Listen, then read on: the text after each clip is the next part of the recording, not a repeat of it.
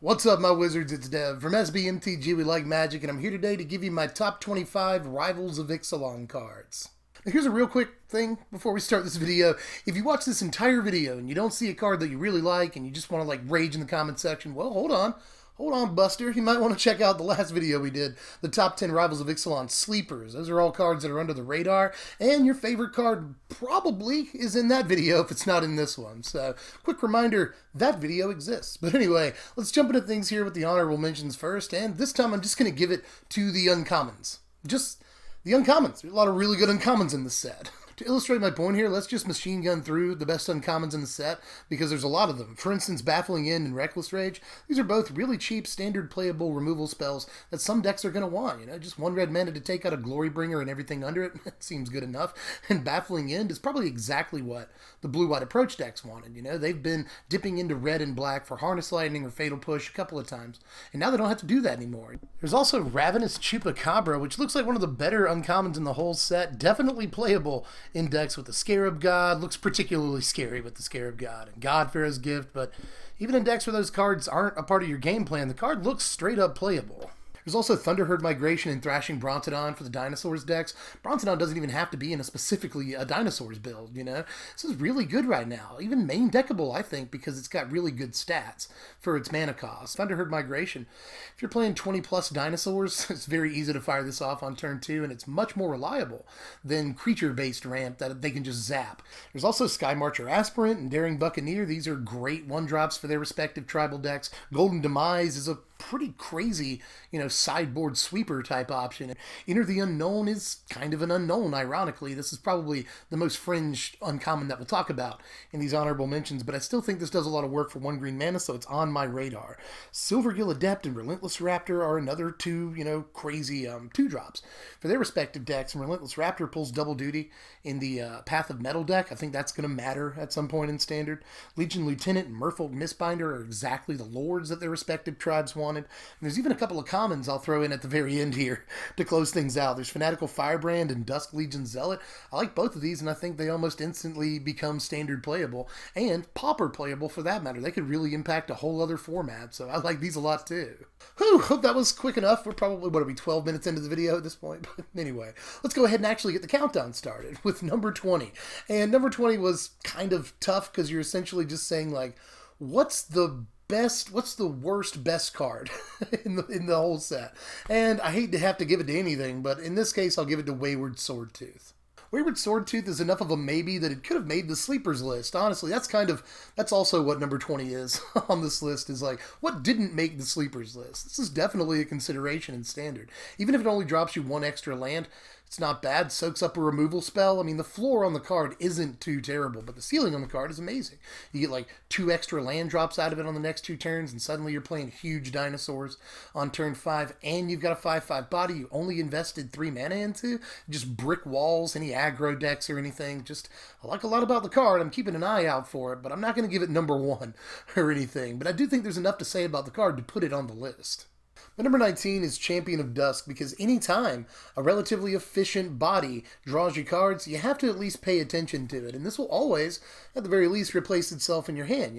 5 mana, get a 4/4 body, draws you a card, you lose a life. That's actually almost playable right there. So even in a non-vampires deck, this looks somewhat desirable. Or maybe in a deck that plays like 10 or 12 other vampires, you might get like a hit or 2 off of it, but not enough to just like kill yourself on the spot. That might be the trick with this card. But in a vampire dedicated deck where you can drop this on turn 5, and hopefully with your life linkers and other ways of gaining life in that deck, you can survive the hit, draw 4 or 5, refill your hand. That all seems unfreaking believable, so this might be worth looking at as a 2 of in the vampires deck, or maybe you put it in the board. That deck might be really aggro game 1, and just like Ramanap Red, convert into a more mid-range strategy game 2. Well, Champion of Dusk looks awesome out of the board for exactly that type of idea. So this card has a lot of cool applications, and it will probably see play just because, like, it's not Muldrifter or anything, but it's still a 5-mana body that draws you some cards. And instead of having flying like Drifter, it's a 4/4 meat stick. That seems okay too, so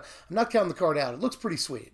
Number 18 is Arch of Rozka. I actually think this is like the safest a send card, you know, like, in a way, why not play a one of this in a monocolored deck? Like, maybe you're playing Field of Ruins, or maybe you're playing Scavenger Grounds, and you don't have room for another colorless land, but if you do, I don't see why in an aggro or mid-range deck that only plays one or possibly two colors, depending on what those two colors are and what the other color support is for them. Why not a one of, you know? So in a way, I think this is pretty much a shoe-in to see some amount of standard play over its life cycle, so it should probably make the list. My number 17 is the Immortal Sun, based entirely on Commander play. So if you only play Commander, this card is probably a good bit up the list for you. And this is mostly, though, you know, a standard / competitive formats channel like Pauper and some modern and stuff. So I don't weight Commander as high, but I know a lot of players do. So this card might be way higher up the list for you. And I understand that because this is probably an instant EDH staple. It's not necessarily a must play, but there are a lot of EDH decks that are going to really, really want this card. It's one of the single best and most obvious EDH playable cards in a set full of EDH staples. So I'd say it should probably go on the list if for no other reason than, even though I don't see it happening in other formats, it'll definitely make a splash there. My number 16 is Grath because, you know, obligatory Planeswalker mentioned somewhere on the list. You know, Huatli made the honorable mentions of my sleepers video. You know, I think Huatli can make it, but I think she's more of a sleeper than anything else. Grath, I really think, has a real chance, though, in like a mid-range shell. You know, try him out in Jund, or maybe even Grixis, Mardu, for that matter.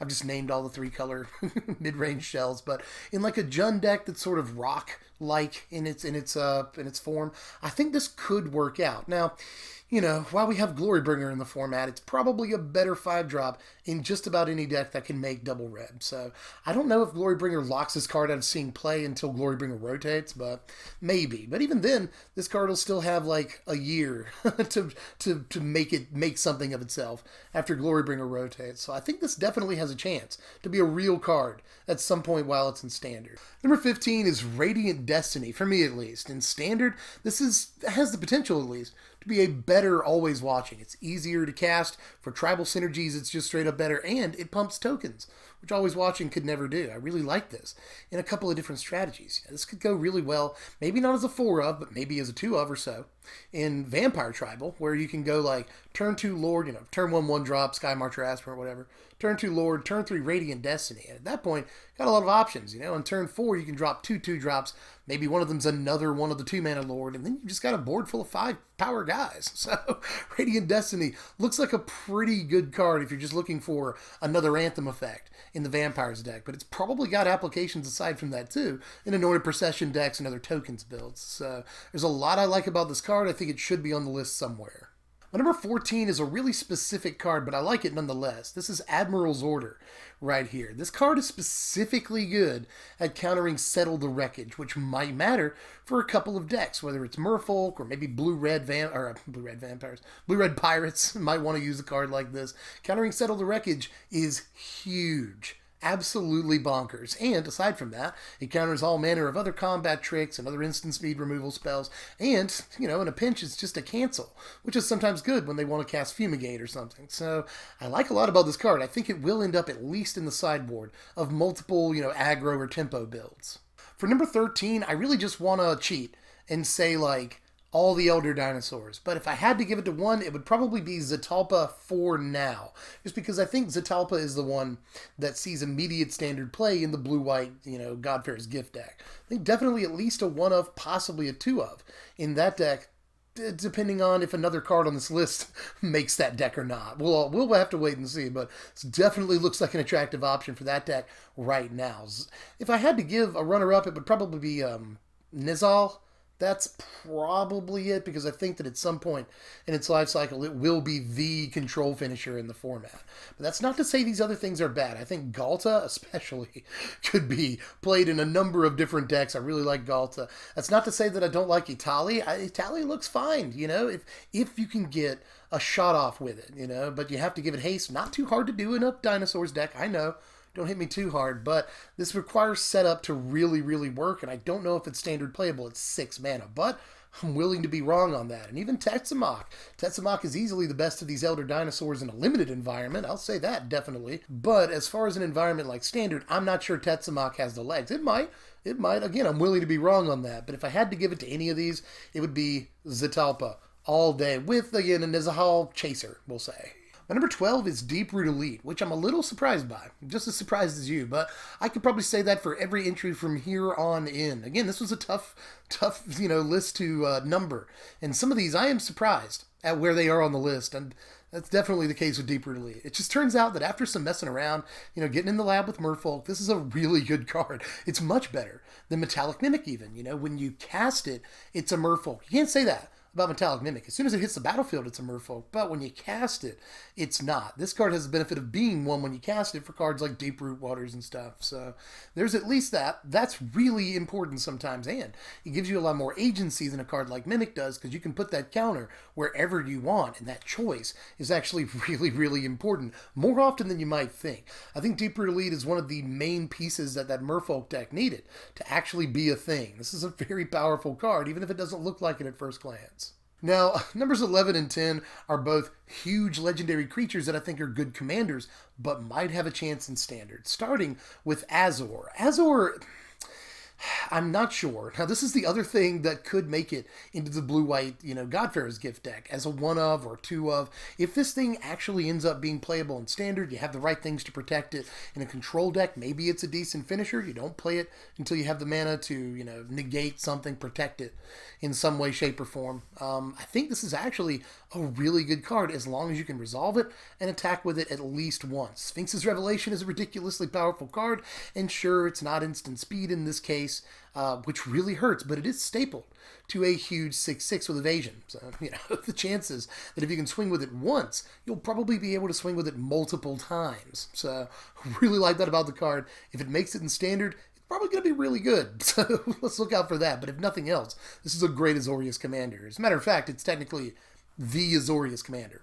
Now, to kick off the top 10, I'll show you the other crazy legend in this set that's going to be good in Commander and a maybe in Standard. But I'm really, really partial to huge, ridiculous dinosaur creatures. So my number 10 is Coma. Even if you're just reanimating this, with Liliana or whatever, this seems like a really, really good card to me. And if you can't get to 9 mana, knock yourself out, cast your stupid 9/9 thing all you want to, and then untap all your mana. It's just... This seems pretty dope to me is all I'm going to say. And do note that we have funny tricks with this. We got that blue thing that allows you to essentially blink something and then cast it without paying its casting cost. Hilarious, right? If you can actually just reanimate this into play, then you can blink it, cast it without paying its casting cost, untap all of your lands, and do some real tricks there. So I see some applications for the card in Standard, but they all seem pretty lofty, which is why it's all the way up here at number 10.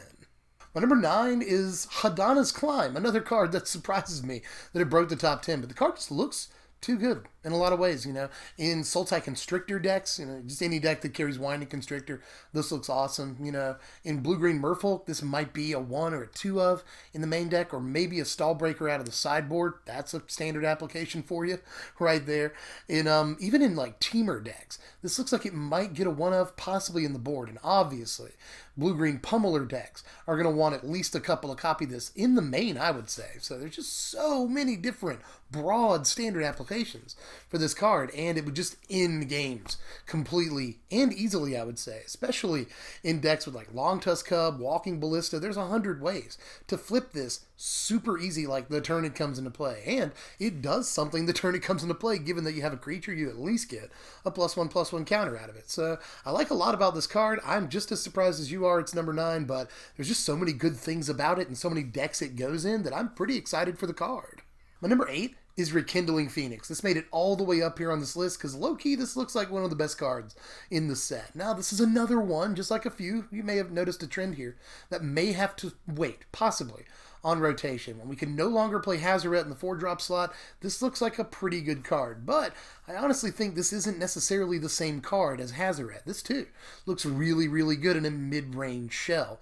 This kind of value, this kind of recursion is amazing in a rock-like deck, and we could see one of those right around the corner. Things like, I've already mentioned this, but things like Jund midrange are starting to look pretty attractive right now, and this card could be a big part of that deck, You could argue you'd want to play Bristling Hydra over a card like this, but I do still think there are decks that could really, really like this thing. It's really tough to get rid of. There's a lot of exile removal in the format to help balance how good a card like this is, but most removal removal can't hit it. So, or, it can hit it, but it'll come right back. So, it essentially requires 2 removal spells to get rid of unless you can exile it. I think that is just good enough, especially on a 4-power flying body, that this card could definitely see some play at some point. This looks really stacked to me.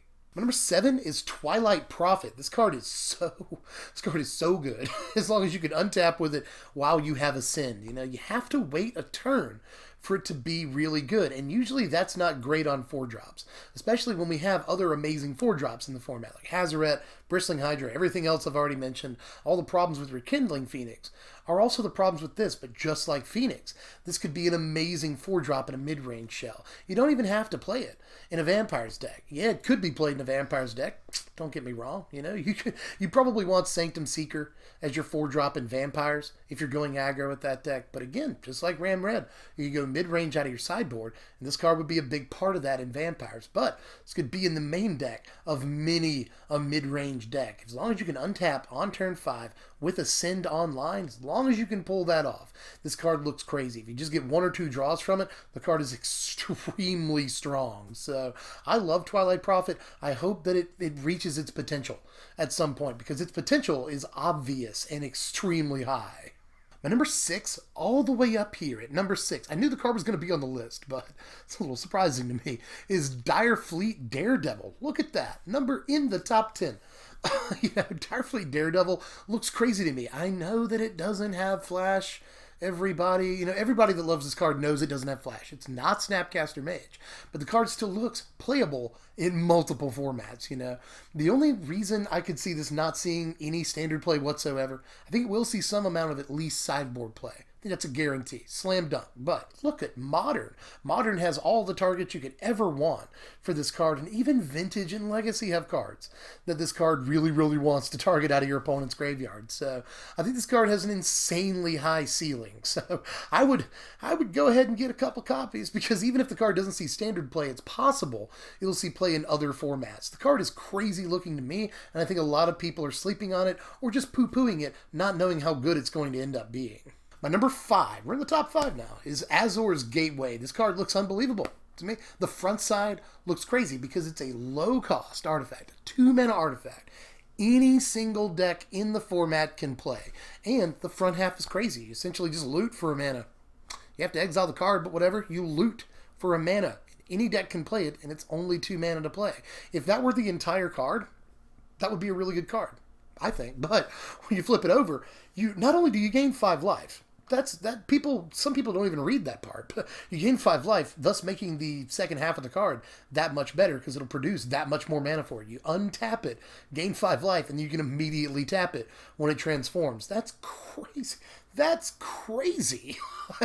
The card just looks unbelievable. It looks like it's going to be able to gain you some life in the late game, flip over, and just give you all the mana you could ever want in the late game. Whether or not you need that, what you use it on is different. But even if you don't have anything necessarily to use the mana on, if you flip it late, the front half gave you so much value all throughout the game that you'll probably take it. The card looks unbelievable to me, and I think this is another one that people are recognizing the value of, but other people are sleeping on or just saying is bad because they don't know how Magic cards work. I just think that any deck can play this. It's super cheap, and looting is something most decks want to do. So this card looks crazy to me. I don't know why it's not crazy to everyone.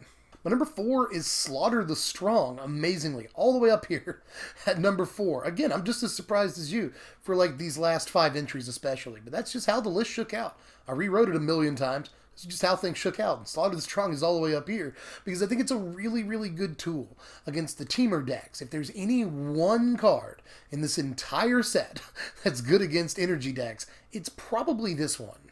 And as a consequence, I am going to give it a really, really high rating. It's just how it is, because this will kill long tusk cubs that have gotten even slightly too big. This is going to kill glory bringers. It's going to kill scarab gods, at least for that turn, which may be relevant. it's going to kill an awful lot of stuff. As a matter of fact, Bristling Hydra a lot of the time, unless they keep just Bristling Hydra. But even if they put one counter on Hydra, they got to get rid of it. I think there are definitely things I don't like about the card. You want your 3-mana sweepers to just deal with everything that an aggro deck has played up until turn 3.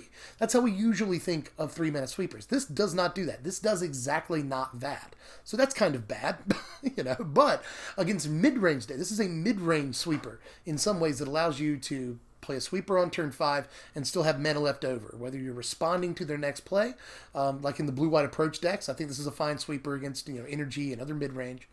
So there's, it kills Hazoret even, so it's worth maybe leaving in after game 1 against Ramanap Red. There's just so many positives about the card in this meta specifically that I'm willing to overlook the negatives. I think the card is more than playable. My number 3 is, amazingly, Cumin. Top 3 starts with Cumin. I know it looks ridiculous, but again, after getting some reps in with Merfolk, it is clear that Cumin is the best new tribal piece in this entire set. I've messed around with vampires, I've messed around with merfolk, messed around with red-black pirates, and from my experience so far, Cumin is easily at the top of the pile for best tribal piece in the set. She does literally everything. All of her abilities can be used at instant speed, so whether you threaten getting a bunch of counters on your dudes during your opponent's combat step, that's actually really important, a lot more than you might think, or you're just drawing a card at the end of your opponent's turn. And sometimes, more than you think right now, on turn 3, that's important, You go turn 1 to 1-drop, turn 2 2-drop, into Cumin. And even if you do all that on curve correctly, you might get a swing or 2 in, but it is very often the right choice not to swing with anything on your turn 3. Keep your guys up. At that point, your opponent probably won't attack into your board and you can just draw a card at the end of their turn. Even in stalemates, obviously in stalemates, this is crazy because it'll just draw you a bunch of cards, put a bunch of counters on your dudes. It is not at all hard, you guys, to tap 5 Merfolk, especially when you can tap her too. I think Cumin is, at the end of the day, what makes Merfolk real, and more than any other card in the set, it's what makes its given tribal synergy real. This card is crazy. My number 2, all the way up here. This is a slightly generic card, but I actually think that lends to it being all the way up here on the list. My number 2 is Silent Gravestone, amazingly, but I think this is instantly the best graveyard hate card in all of Standard. Man. We've got Sentinel Totem, we've got Crook of Condemnation, we've got Scavenger Grounds, which I think competes with this for best graveyard hate card. But this, I think, ultimately is just better. It shuts down Refurbish. It might not completely shut down Godfarer's Gift, but it does shut down Refurbish. And by the time they get to hard cast Godfarer's Gift, you can just wipe their library, or wipe their graveyard. And it's like Godfarer's Gift doesn't even matter at that point. It gives you so many options against GPG decks, and the Scarab God, for that matter. Just having this out essentially hoses the Scarab God almost completely, or at least its activated ability. So just in Standard, I think this is easily the best piece of graveyard hate we have by a lot, and it could even see play in formats outside of Standard. I know there's Relic of Progenitus, there's Grafdigger Cage, there's a lot of different stuff, there's Rest in Peace, but I still think this could compete with some of those cards for a slot in the sideboard if you're looking for a piece of graveyard hate. Just for 1 mana, this does so much, and any deck can play it. But my number 1 in the entire set is Blood Sun. It's actually Blood Sun. I did not expect that when I set out to make this list, but I'll give it to Blood Sun because if one of the biggest qualifiers for making the list is playability in multiple formats, especially competitive formats, I think Blood Sun is probably the best card in a way, because this could see play in just about every competitive format in which we play Magic, except for, I guess, Pauper. But, this just shuts down so much. And I know that in other formats you might want to play Blood Moon. And those decks already play Magus of the Moon as cards like, as copies 5 through 8 of Blood Moon. But this could be even more kind of Blood Moons. It's not Blood Moon. Not Blood Moon. But even in other formats, it shuts down so much. It shuts down Fetch Lands, this shuts down Ramanap Ruins, Field of Ruin, Ghost Quarter, Strip Mine, Wasteland, any flip lands in Standard, this shuts down. It just does so much, and on top of all that, it cantrips, so it's just about never dead. This is just a crazy card that's splashable, easy to play in any deck, and if they print lands that are just out of control, this is a great safety valve for them. So I just think this has so much impact, not only now, but even on the future of the game, that it's probably the best card in the set. But anyway, pretty sure I'm tapped out for this one, for now, let me know if I missed anything, if I left something completely off this list and the sleepers list, and I'm just a numbskull. Let me know down there in the comments. And let me know how you'd order this list differently. This is a tough one to order, and yours might be completely different. But anyway, just let me know how you felt about all the stuff, and then like the video if you enjoyed the video. You can also sub to the channel and hit the bell for the notifications, which I hope you do. Deck Tech season in just a week or so now. So I gotta wait on the banned and restricted announcement on Monday, because they might ban some stuff from Energy, in which case the entire world changes. So I'm not gonna be dumb and put out a Deck Tech before the BNR announcement. We'll see what happens. But in any case, just make sure you're subbed, hit the bell for the notes so you get the deck techs. You're going to want them. You can also follow me on Twitter at SBMTGDev. Throw me $1 on Patreon at patreon.com/SBMTG, because it's deck tech season and I'm the hardest working man in show business right now. So support the channel if you got the Skrilla. Go over to patreon.com/SBMTG. And if you're looking for a cheap and free way to support the channel, you can click the first link in the description box down there. That'll take you over to my sponsors at TCG Player. They're good dudes and they sell cards for really, really cheap, like super crazy, actually not lying to you cheap. If you go to their website, you can pre-order everything from this video at the lowest prices on the interwebs right now. So go on over there, just clicking the link helps the channel out, and it's completely free on your end. So do all that stuff, and I will catch you cats later. I'm Dev from SBMTG. Thanks for watching, my wizards. Spread love and be kind.